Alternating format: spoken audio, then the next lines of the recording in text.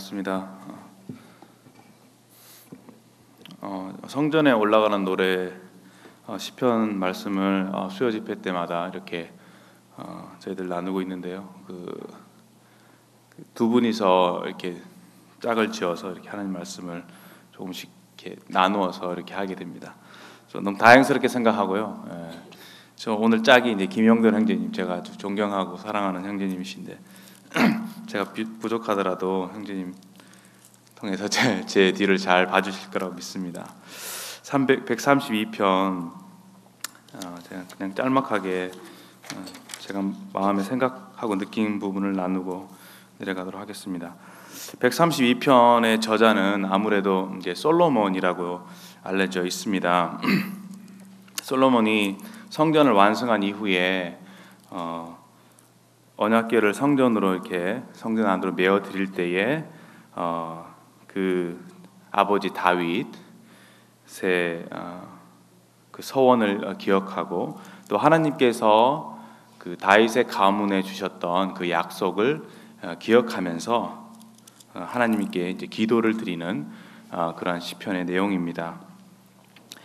먼저 내용을 잠깐 보시면요, 1절부터 10절까지는 하나님의 임재를 위한 솔로몬의 기도의 내용입니다.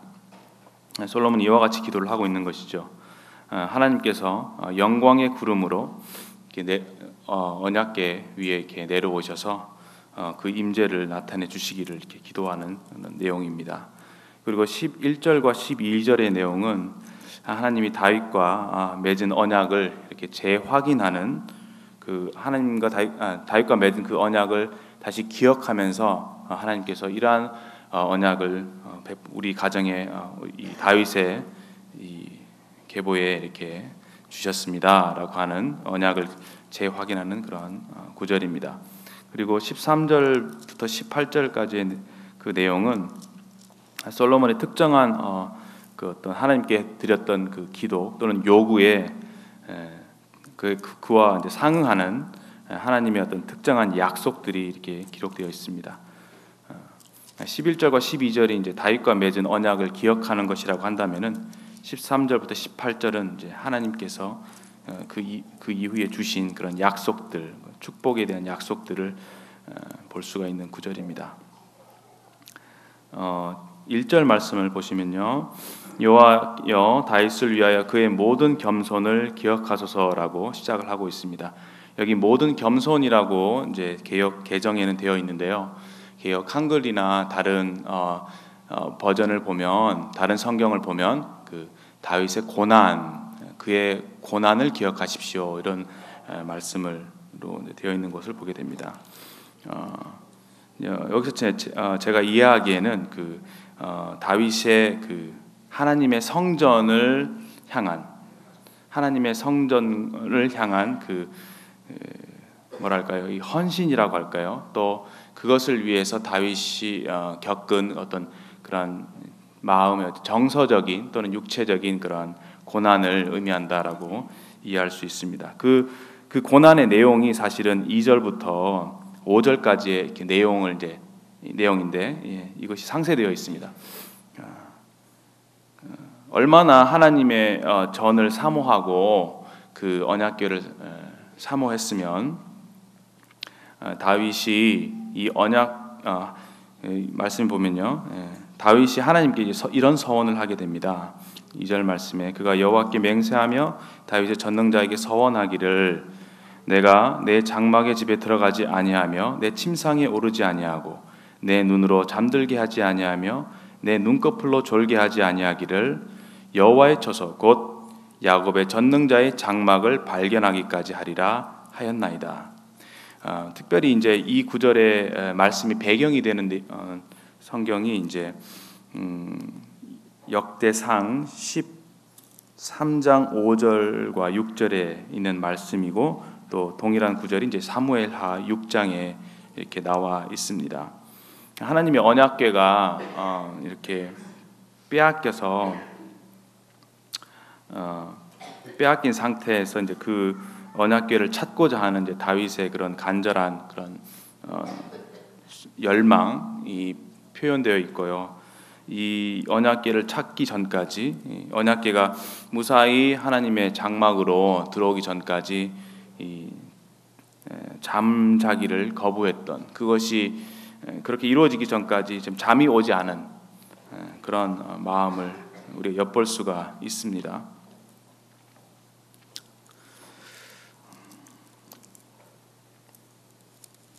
그러다가 이제 저희들이 이제 성경 말씀을 보시면은 6절에 있는, 우리가 그것이 에브라다에 있다함을 들었더니, 여기 이제 에브라다 또는 이제 밑에 보시면 에브라임이라고 되어 있는데요. 그 관련 구절인 역대상 13장과 사무엘하 6장 말씀을 보시면 이 지역이 이제 기랏 여아림이다라고 하는 것을 알 수가 있을 것입니다. 그곳에 하나님의 언약궤가 있었고, 그 언약궤를 이제 하나님의 장막으로 메어 드리게 됩니다.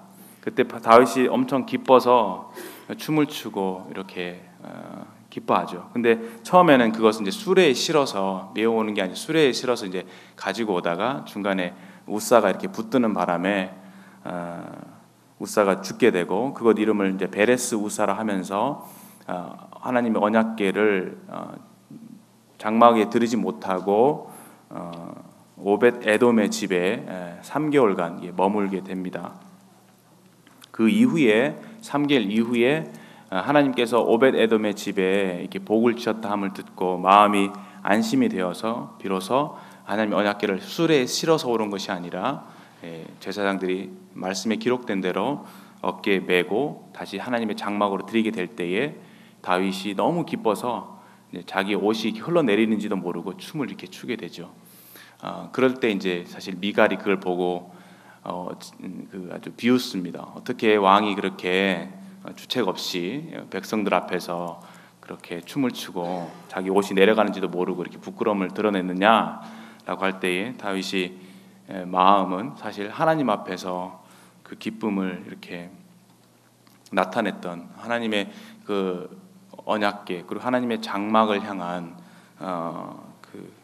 그 사모하는 간절한 마음, 그것을 사랑하는 마음, 그것을 향한 열정, 이런 것들을 우리가 볼 수가 있습니다. 그래서 사람의 시선을 신경 쓰지 않고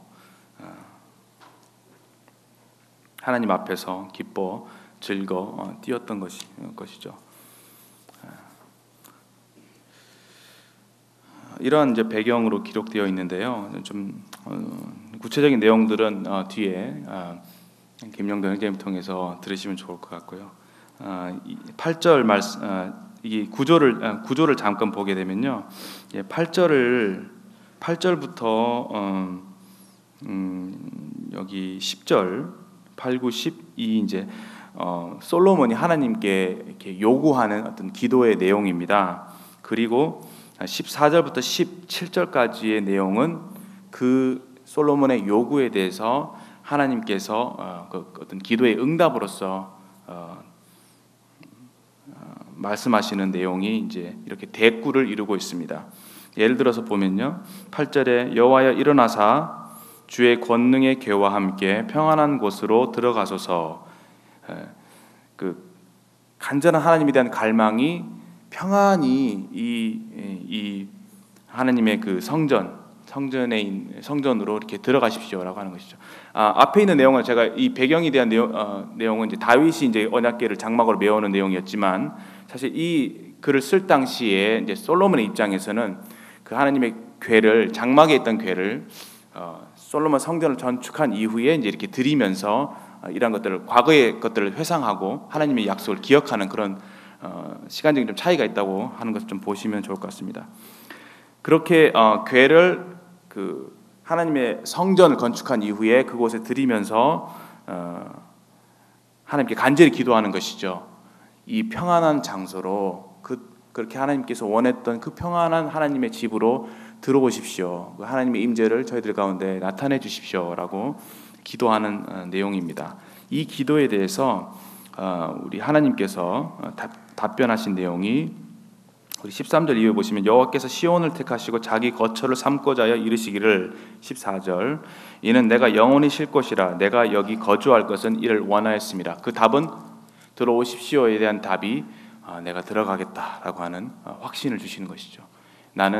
내가 이곳에 살기를 원했다라고 하는 하나님의 이 성전을 향한 하나님의 소원을 볼 수가 있습니다.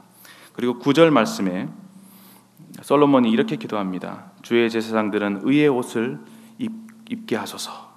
이 기도에 대한 응답이 16절에 하나님께서 말씀하시기를 내가 그 제사장들의 구원의 옷을 입히리니 라고 하는 응답을 주십니다. 또 9절에 다시 한번 성도들은 즐거이 외칠지어다 라고 기도하는 그 기도에 대해서 16절에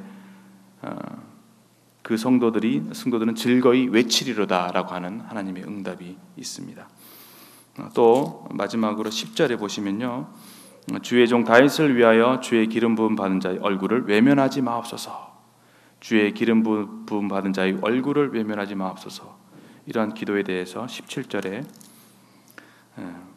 내가 거기서 다윗에게 뿔이 나게 할 것이라. 내가 내 기름 부음 받은 자를 위하여 등을 준비하였도다. 이런 식으로 하나님께서 그 솔로몬의 기도에 대해서 말씀으로 응답하시는 이런 아름다운 시편입니다. 마지막으로 이곳에 있는 내용을 잠깐 살펴보면 저는 이 말씀을 읽으면서 하나님의 집을 향한 하나님의 열정과 또 다윗의 열정을 보게 되었습니다. 먼저 이제 다윗이 아까 말씀 읽은 대로 그 여호와의 궤를 찾기까지, 여호와의 장막을 찾기까지, 결국 이제 여호와의 궤가 장막 안에 들어오게 될 때 이제 그곳에 진정한 하나님의 임재가 임하는 것이었기에 그 하나님의 궤를 찾기 위한 다윗의 그 열정이 심지어는 잠을 자지 않을 정도까지 그것을 간절히 사모했던 모습을 보게 됩니다. 우리가 시편 말씀을 여러 구절을 통해서 그 다윗이 얼마나 주의 장막을 사모했는지, 그것을 사랑했는지를 볼 수가 있는데요. 그 시편 27편 4절 말씀을 한번 보겠습니다. 너무 유명한 구절이기에 성도님들 많이 암송도 하시는 구절이라고 생각이 되어지는데요. 27편 4절, 내가 여호와께 바라는 시편 27편 4절 말씀입니다. 내가 여호와께 바라는 한 가지 일, 그것을 구하리니 곧 내가 내 평생에 여호와의 집에 살면서 여호와의 아름다움을 바라보며 그의 성전에서 사모하는 그것이라. 하나님께 구했던 단 한 가지라고 얘기했던 이유는 다른 거 안 들어주셔도 됩니다. 이 한 가지만 꼭 들어주십시오라고 하는 바울의 그 간절한 그 소원을 우리가 느낄 수가 있죠. 단 한 가지, 그 한 가지를 제게 꼭 주십시오. 그것은 내 평생에 여호와의 집에 살면서 여호와의 아름다움을 바라보고 그의 성전에서 사모하는 그것이라.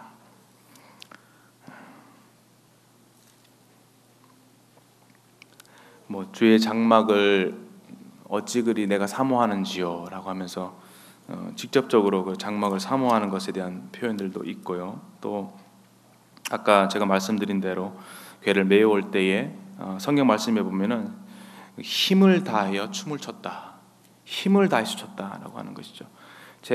저도 과연 제 삶에 이렇게 기쁠 때가 있을까, 정말 그 기쁨이 최고조로 다했을 때 나는 어떤 반응을 보일까 했을 때, 그 월드컵 때 정말 간절하게 한 골을 바라잖아요. 근데 이제 한 골을 이렇게 넣게 되면 그 막 속에서부터 엄청난 그 엔돌핀이 나오면서 그 정말 기쁨이 하늘로 막 치솟는 느낌을 받으셨는지 모르겠는데요. 청년들하고 제가 월드컵 보면서 한 골 딱 들어갔을 때 정말 제가 땅에서부터 하늘 위로 그냥 점프를 하더라고요. 그냥 막 방방 뛰면서 너무 좋아요.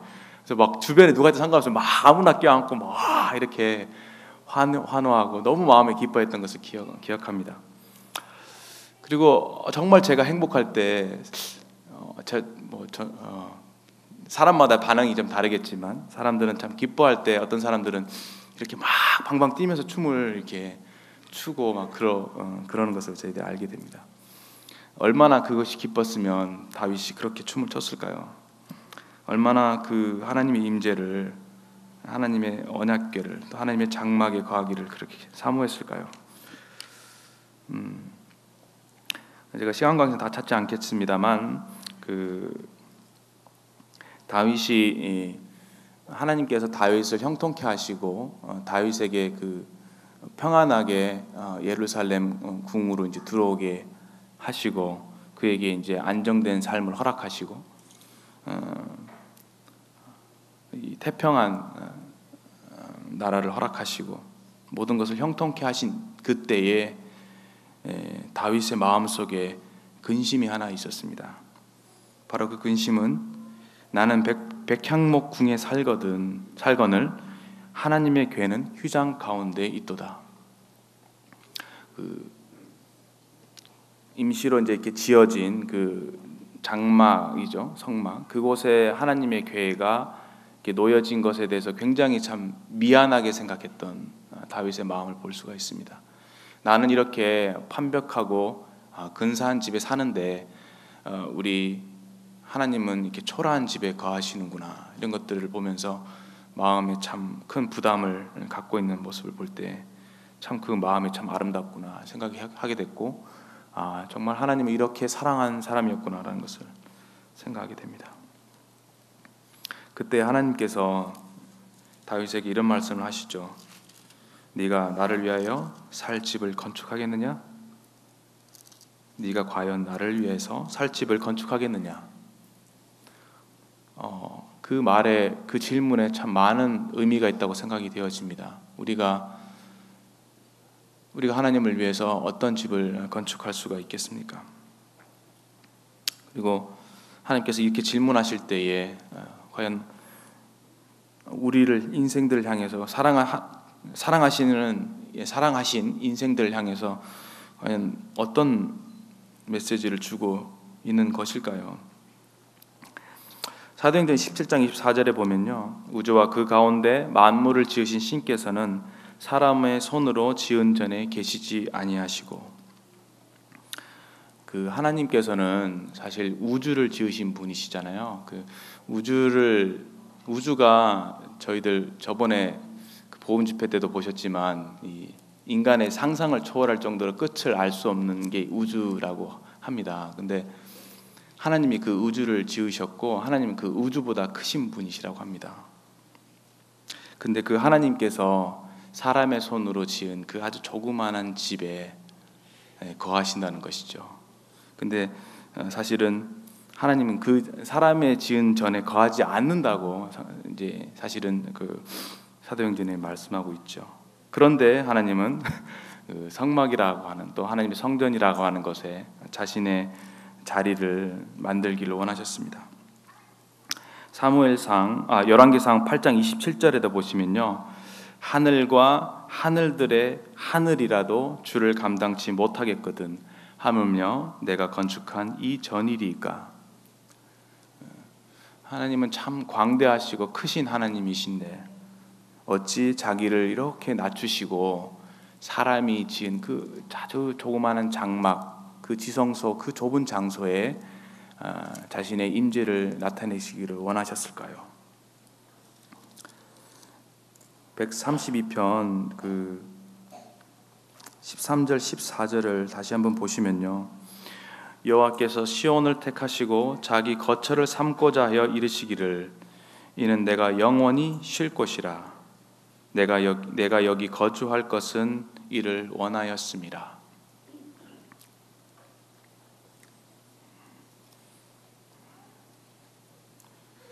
이 조그마한 그 공간에 하나님의 그 임재를 두신 이것을 참 원하셨다라고 하는 말씀을 보게 될 때에 참 하나님의 성전을 향해서 다윗이 가졌던 그 열정보다도 하나님께서는 더 큰 열정을 갖고 계셨던 것을 알게 됩니다.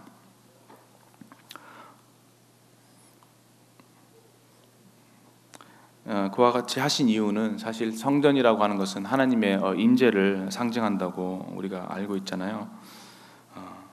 하나님 정말 사람들을 사랑하셔서 사람들과 함께 살고 싶으셨던 거라고 이해가 됩니다. 우리 사랑하는 사람이 생기면 그 사람과 함께 시간을 쓰기를 원하고 가까이에 있기를 원하고 또 대화하기를 원하고 그렇다고 생각이 되어집니다. 하나님께서 인간을 사랑하신 그 증거가 바로 여기에 있다고 봅니다.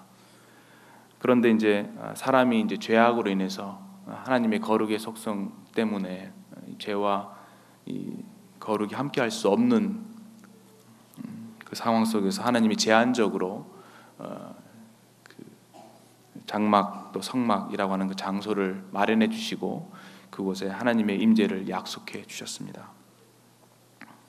우리는 이런 하나님의 임재가 예수 그리스도를 통해서 우리 가운데 나타났다고 알고 있습니다. 예수님께서 성소의 휘장을 위로부터 아래로 찢으시고 우리와 하나님 사이에 어떠한 그런 막힘이나 제약이 없이 하나님과 아주 가까이 나아가서 그분의 임재를 우리 스스로 모든 성도가 맛보고 그 임재 속에서 하나님을 참 누리고 하나님을 알고 또 하나님의 사랑을 알고 또 하나님을 사랑하고 섬길 수 있게 하셨습니다. 우리 인생의 삶에서 하나님의 임재를 또 하나님의 어떠하심을 경험할 수 있다고 하는 것만큼 정말 행복스럽고 만족스러운 일은 없을 거라고 믿습니다. 이러한 우리를 사랑하시고 우리를 만나기를 원하시고 자신의 임재를 나타내 주시는 이 하나님의 사랑이 너무 감사가 되고 이 말씀을 읽게 될 때에 조금 그런 마음을 좀 생각해 보았습니다.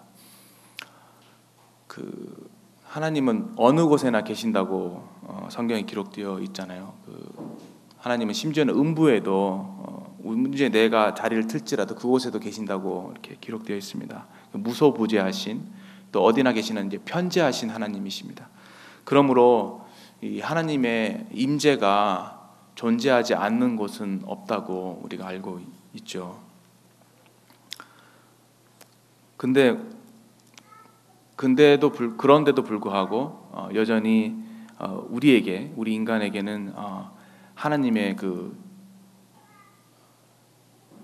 임재를 생각할 때 하나님과의 무한한 그 거리감을 느끼게 됩니다.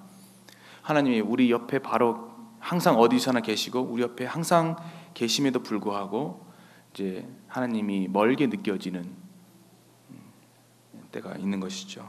그것이 이제 사실은 우리가 생각할 때에 이 하나님의 임재라고 하는 것은 어떤 공간적인 그 거리가 아니라 그 영적인 거리라고 이해가 되어지고 어떤 제가 좋아하는 저자는 이에 대해서 우리가 하나님과 거리를 느끼는 것은 그만큼 하나님을 이렇게 닮지 않는 것이다라고 얘기하고 있었습니다. 결국 이제 하나님 임재에 대해서 한번 생각해 볼 때에 우리가 하나님의 임재를 더욱 더 느끼게 하기 위해서 먼저는 참 하나님과 같이 거룩한 삶을 유지하는 게 필요하지 않을까 하는 생각을 하게 됐고요. 또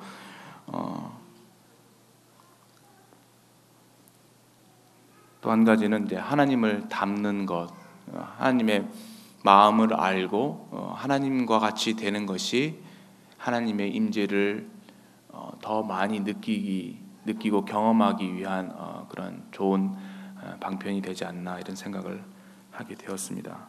삶에서도 사실 우리 마음이 여러 가지로 저 자신도 많이 바빠 있어서 하나님께 집중하지 못할 때가 참 많이 있는 것 같아서 참 부끄럽습니다. 근데 하나님께 나아갈 때마다 우리 마음을 쏟을 때마다 우리를 참 하나님이 어떠한 모습을 보여주시고 또 얼마나 우리를 사랑하신지 알게 해주시고 또 그런 주님을 닮고자 하는 마음을 우리에게 주시고 또 주님의 말씀에 순종해서 한 가지라도 주님이 기뻐하신 일을 행했을 때에 하나님께서 내가 여기 있노라 라고 하시면서 하나님의 임재를 우리가 느낄 수 있게 해주시는 그런 좋으신 분이시지 않나 생각하게 되었습니다. 예수님께서 마지막으로 말씀하시기를 새 계명을 주느니 서로 사랑하라. 너희가 서로 사랑하면